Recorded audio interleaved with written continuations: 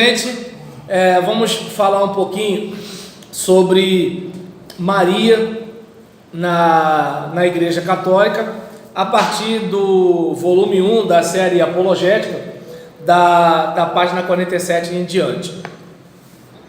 Diz assim: a Igreja Católica Apostólica Romana tributa a Maria, mãe de Jesus, vários títulos e honrarias que pertencem exclusivamente a Jesus Cristo. Com isso, não concordam os evangélicos, e isto tem provocado uma animosidade entre católicos e evangélicos, julgando os católicos que alguns católicos, obviamente, que alguns evangélicos desrespeitam Maria, mãe de Jesus.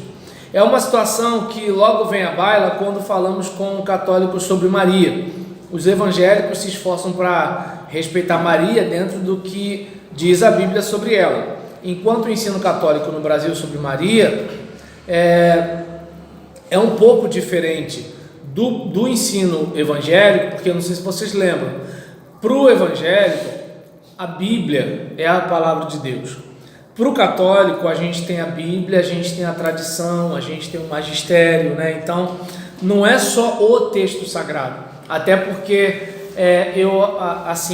de certa forma eu até consigo compreender a ideia de que a igreja ela existe antes da Bíblia, Então o que acontece a canonização, dos textos sagrados, a composição de todos os livros, formando uma Bíblia, um livro, uma biblioteca, isso se dá depois da igreja já estar existindo, então faz um pouco de sentido. Entretanto, como a compreensão é diferente, então pro evangélico, olha, a Bíblia fala isso de Maria. Pro católico, a Bíblia fala isso, mas a tradição também entende isso, certo? Então, nesse caso aqui, a gente observa, que muitas vezes há uma questão, de devoção do católico a Maria, que vai ser visto pelo evangélico como uma mariolatria, Então há uma certa discussão nisso daí. E aí nisso, digamos, muitas vezes a gente olha algumas situações em que há o risco de alguns católicos terem um mariocentrismo, em vez de ter um cristocentrismo na sua fé. Oi. Pastor, bem, no meu eu determino essa situação a falta de conhecimento bíblico de um povo que não quer estudar. Eu digo em relação a ler a Bíblia, eu digo em relação à minha parentela, eu falo do amor de Jesus para esse povo e eles rebatem ao contrário, mas nem sequer leram uma palavra da Bíblia, aí fica nessa situação.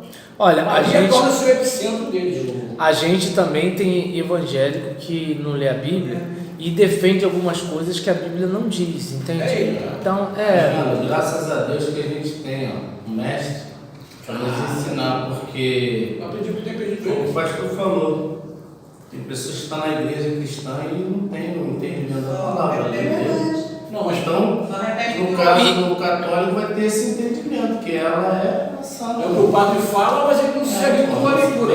Entende? E assim, digamos, é bastante interessante a gente observar que o que seria o cristocentrismo, Seria Jesus como o centro da fé, E a Bíblia Sagrada ensinando a gente, havendo Jesus como único, suficiente Salvador e mediador, É o único mediador. E o que acontece? Em relação à compreensão católica, Maria acaba sendo uma medianeira, Ela fica, de certa forma, como aquela pessoa que pode nos aproximar da divindade. E isso, digamos, para o evangélico é absurdo, Então é importante a gente olhar para isso, E a questão toda reside na fundamentação. Se o católico tivesse a mesma fundamentação, daria para debater. Mas o católico não tem só a Bíblia, ele também tem a tradição. Então a gente assim vai às vezes entrar numa briga que não vai surtir muito efeito, porque as bases não são as mesmas. É que nem a questão de você querer ouvir uma rádio AM procurando em frequência FM, tá entendendo? Não tem como. Frequência FM é bom, né? Porque FM já é frequência modulada, mas tudo bem. E aí nesse caso, diante dessa situação, né, é que nem o de fato de verdade, né? Se é de fato, é de verdade, mas tudo bem. Não vou criticar, né? O camarada conseguiu comprar uma emissora de TV, então eu acho que assim, acho que eu não sou mais inteligente que ele, não. Vamos pra cá. Ninguém pode servir a dois senhores, né? Como diz Mateus 6,24, né? Embora Jesus esteja falando de Mamon, né? Há um só Senhor, como diz 1 Coríntios 8, versículos 5 e 6, há um só Salvador, né? Como diz Atos 4,12, e um só mediador, como diz 1 Timóteo 2,5. Só que, digamos, no concílio de Éfeso, em 431, há uma compreensão de que Maria é mãe de Deus. Por quê? Jesus é Deus. Se Maria é mãe de Jesus, Jesus é Deus, logo Maria é mãe de Deus, né? Então a decisão do concílio. Embora o concílio tenha decidido isso, a única informação que a gente tem na Bíblia é que Maria é mãe de Jesus. Entende? Aí é uma questão de reflexão. Embora, né, o católico comum ele vai falar de Maria, mãe de Deus, num aspecto de devoção, ele está acostumado a falar isso, né? Todos nós que já escutamos Ave Maria no rádio, a gente lembra, né, da saudação do anjo, e aí mistura um pouco da saudação do anjo com um pouco do credo, né? Então é aquela ideia, né, que assim, o Ave Maria, cheia de graça, o Senhor é convosco, bendita sois vós entre as mulheres, bendito é o fruto do vosso ventre, Jesus. Até aí estamos juntos. Mas aí vem Santa Maria, Mãe de Deus. E aí nisso, de acordo com outro dogma da Igreja Católica, a questão da Maria sempre ser virgem. Daí quando a pessoa fala, minha Virgem Maria, né? E aí... Aí o que acontece? No caso aqui, ela teria se mantido nessa condição por toda a vida. Isso é o que? É um dogma aceito no IV século. Então, assim, é algo que a tradição da igreja sustenta. Aí, qual é a parte que pega? Porque mesmo com toda essa situação, a gente vê que, assim, Maria, né, está casada com José, vai com José ao templo com Jesus, voltam para casa, e eu, assim, lendo a Bíblia, eu fico pensando, como é que seria essa vida conjugal da Maria sempre sendo virgem? É uma situação para se pensar, né? Um nascimento não tem como ficar. Não tem como ficar, eu entendi. Olha só, mas assim, aqui eu desconfio que estão falando de virgindade, não na condição física, mas na questão de intimidade física, entendeu? Entende? A ideia aqui não está falando, né, da condição física após o parto, mas de intimidade física antes e após o parto. Antes Mas não fala que a Maria depois ela teve uma filha? Então, aí onde vem a compreensão de que muitas vezes o entendimento que se pode ter dos irmãos de Jesus, de ter um entendimento também de primos, mas que há uma tradução que pode cambar para a compreensão de irmãos ou de primos. Aí daí onde vem essa possam deixar Maria sempre virgem. Essa possibilidade, né? Você, assim, se a gente vai usar a Bíblia, vai ter que precisar de coisas do tipo. E por exemplo, em relação à questão, né, de outro dogma, né, Maria Imaculada, né, como alguém que foi concebida e nasceu livre do pecado original, como os demais seres humanos. Um dogma declarado por Papa Pio IX em 1854, ou seja, já bem depois da Reforma.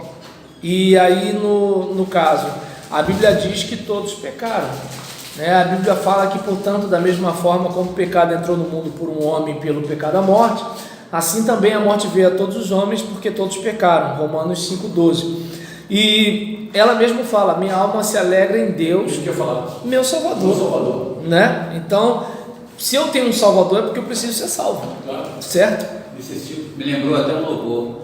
Minha alma engrandece ao Senhor, meu espírito se alegra em Deus, meu Salvador. Então, vai, continua. Grande coisa, e com misericórdia. Então vamos lá. Maria também foi assunta ao céu, de onde vem, lembra o termo Assunção de Maria? Maria foi assunta ao céu, o corpo de Maria subiu ao céu. É um dogma declarado pelo Papa Pio XII em 1950, já é século XX, né? Ensino sobre Maria, né? É um dogma declarado em 1950, sendo que, de acordo com a Bíblia, Maria está na mesma condição dos demais humanos que precisam aguardar a ressurreição. Quem é que segue a genealogia aí? É Maria ou José? Aí agora só levantando, cara. Teve alguém que falou que era Maria. Isso, a questão é o seguinte, eu não vou falar levianamente aqui não. Aí, isso, vai vendo aí enquanto a gente segue. E aí nisso, a gente observa, né, que há mais, como é que eu posso dizer, algumas situações relacionadas a Maria que de certa forma acabam incomodando os evangélicos, né? Porque para os evangélicos, na sua maioria, fica soando. Eu tenho certeza que qualquer padre já deve ter escutado um evangélico reclamando, né, alguma coisa do tipo, né, pelo o modo, né, o tratamento tão especial que Maria recebe, né, muitas vezes até comparado ao tratamento que a Trindade recebe. E aí nisso, como é que eu posso dizer?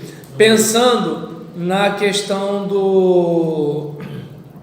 Deixa eu ver aqui. Eu falou uma frase que eu até gravei aqui, ó. Sim. Que a imagem de uma santa, um santo, né? Ela te leva a lembrar e a pensar naquilo que você confia, né? Seria. Como é que eu posso dizer? Por exemplo, alguém vai dizer assim: você olhou uma imagem, não quer dizer que você está adorando. Você tem a foto de um filho que morreu, né, de um pai que morreu, alguma coisa do tipo tal. Só que assim, você não faz uma prece para o teu tio. Você, quando olha a foto de um falecido, você lembra dos momentos, e mesmo que de repente você até fale alguma coisa, né, mãe, você tinha razão. Você não está falando como se assim, minha mãe está aqui, né? Tá dando para entender onde eu quero chegar? Católico faz isso. Isso, aí é o que eu estou dizendo. Às vezes o indivíduo está se dirigindo àquele seu ancestral na fé, né? Ou aquele seu irmão de fé que já partiu, mas está falando com ele como se ele estivesse ali para atender uma prece. Então, é aí onde vem a dificuldade com o evangélico. Por quê?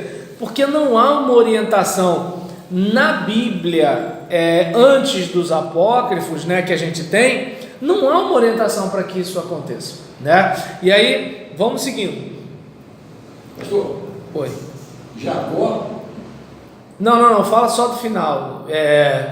De acordo com a genealogia que você viu, né, o descendente é quem? Jacó. E Jacó gerou José, marido de Maria, da qual nasceu Jesus, que se chama o Cristo. Então, como ele é o chefe da família. Beleza. Então vamos lá. Em relação à questão da virgindade, né, de Maria, a gente tem um trecho, deixa eu ver aqui, por exemplo, que o autor ele fala: primeiramente deixamos claro que não odiamos Maria, mãe de Jesus, só queremos vê-la no seu próprio lugar indicado na Bíblia, né? Como poderíamos odiar Maria, né? Em toda a literatura evangélica sobre a identidade de Maria, não pode ser encontrado algo que possa justificar, né, algo do tipo: amamos Maria como a mãe de Jesus, como apresentada na Bíblia, né? E aí, diante dessa situação, é importante, né, que a gente possa ter a ideia, né, de que num confronto, né, desse tipo, né, é bom a gente observar que títulos e honrarias prestados a Jesus na Bíblia não deveriam ser transferidos a Maria, como por exemplo a questão de ela ser uma medianeira, né, de ela mediar o relacionamento do ser humano com a divindade, né, coisas de ela ter sido assunta aos céus. Assim, não tem uma informação bíblica. Se tivesse, beleza, mas não tem, né? Mas aí, como é uma questão de tradição, e a tradição também pode ser voz de Deus para o cristão católico apostólico romano, então não vai adiantar muito falar sobre a Bíblia diz ou a Bíblia não diz, porque não é só a Bíblia o conteúdo de a regra de fé e de conduta, né, da igreja. É bom ter essa ideia porque evita até aborrecimento. Então, deixa eu ver aqui, em relação à questão, né, assim, se eu estiver atrapalhando, tá? Mas vocês podem falar só um pouquinho mais baixo, né? Eu vou tentar baixar a voz também para não atrapalhar vocês. Deixa eu ver aqui. Os católicos, né, manifestam seu sentimento, né, de profunda tristeza quando o evangélico diz, né, que Maria muitas vezes é vista como deusa no catolicismo, e no caso eles deixam claro, né, que isso não é o que eles pensam. Entretanto, né, no livro Glórias de Maria, de São Afonso de Ligório, da editora Santuário, Aparecida, São Paulo, edição de 1989, páginas 76, 77 e 147, está escrito assim: sois onipotente, ó Maria, visto que o vosso Filho quer vos honrar, fazendo sem âncora tudo quanto vós quereis. Os pecadores, só por intercessão de Maria, obtêm perdão, ó Mãe de Deus. Vossa proteção traz a imortalidade, vossa intercessão a vida. Em vós, Senhora, tenho colocado toda a minha esperança e de vós espero minha salvação. Maria é toda a esperança de nossa salvação. Acolhei-nos sob a vossa proteção, se salvos nos quereis ver, pois só por vosso intermédio esperamos a salvação. Então, é algo, né, que de certa forma é meio complicado para a compreensão evangélica. A gente pelo menos não vê no Novo Testamento a Maria se preocupando com esses assuntos como alguém que vai salvar alguém, né? O que a gente vê de preocupação de Maria é quando o vinho acaba e ela conversa com Jesus, né? Jesus deixa claro para ela: ó, isso aqui é minha alçada, né? E aí nisso, ainda assim, ela chega para os camaradas e fala assim: ó, façam tudo que ele falar.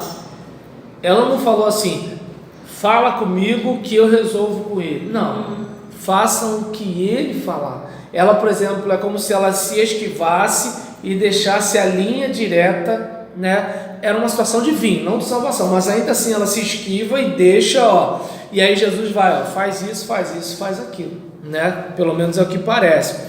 E aí, em relação, por exemplo, à questão de honrarias, né, é importante a gente observar.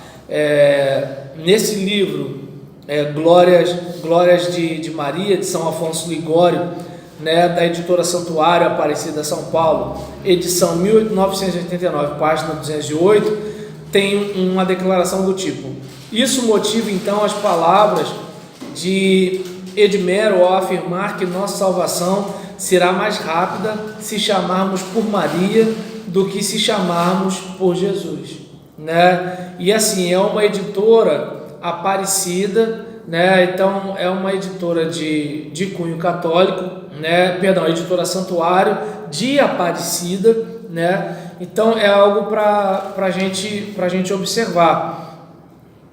Deixa eu ver aqui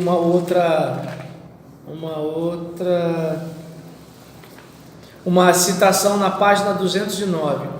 Há muito tempo teria já cessado de existir o mundo, assevera Fábio Fulgêncio, se não tivesse Maria sustentado com suas preces. É uma outra situação complicada. Aí vamos pensar na Assunção de Maria. De acordo com o terceiro Catecismo de Doutrina Cristã da editora Vera Cruz Limitada, primeira edição, agosto de 1976, página 219, respostas às perguntas 173 e 175, está assim: na festa da Assunção da Santíssima Virgem, a Igreja celebra a morte preciosa e a gloriosa Assunção da Virgem Maria ao céu. Com a alma de Maria foi levada ao céu também o seu corpo. A assunção de Nossa Senhora em corpo e alma ao céu foi definida pelo Santo Padre Pio XII em 1º de novembro de 1950.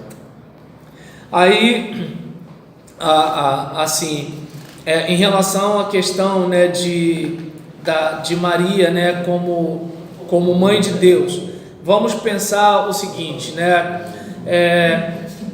Resposta apologética que tem aqui: um dos motivos desse entendimento católico se dá devido à interpretação incorreta do título Theotokos, mãe de Deus, né, dado a Maria.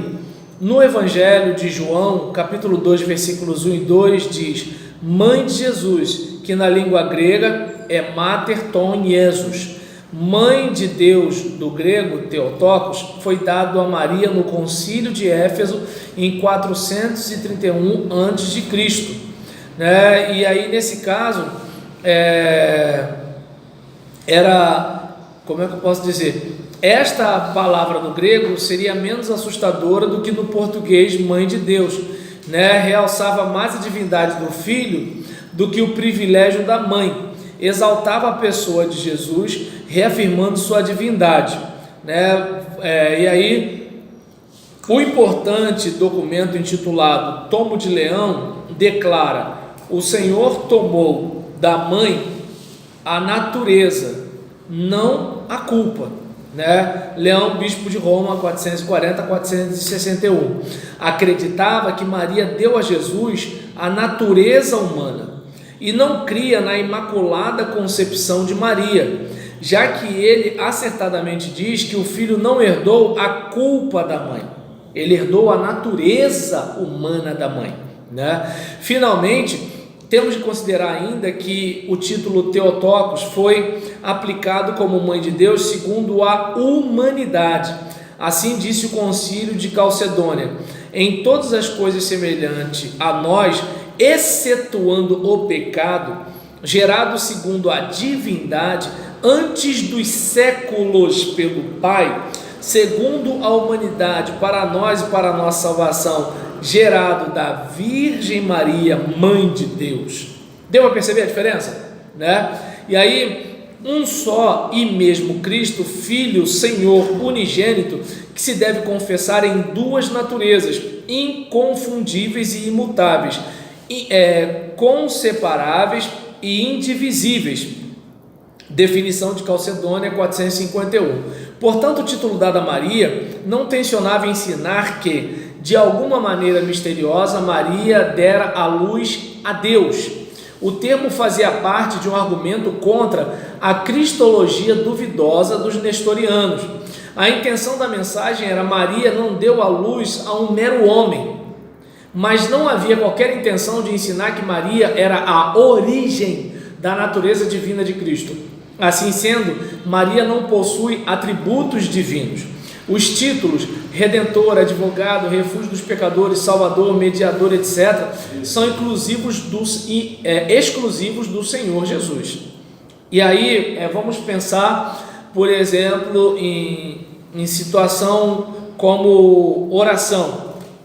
De acordo também com o livro, né, que a gente mencionou aqui, né, o Glórias de Maria, a gente tem na página 151: sim, desde que Jesus Cristo se dignou a escolher Maria por mãe, estava como filho realmente obrigado a obedecer-lhe, diz São Ambrósio.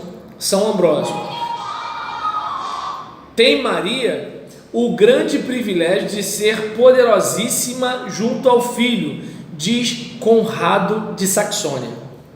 Aí vamos lá: Maria, ó Maria, querida advogada, nossa, na rica piedade de vosso coração, não podeis ser infelizes sem que deles tenha compaixão, e na sua riqueza de vosso poder, junto de Deus, salvais a todos quantos protegeis.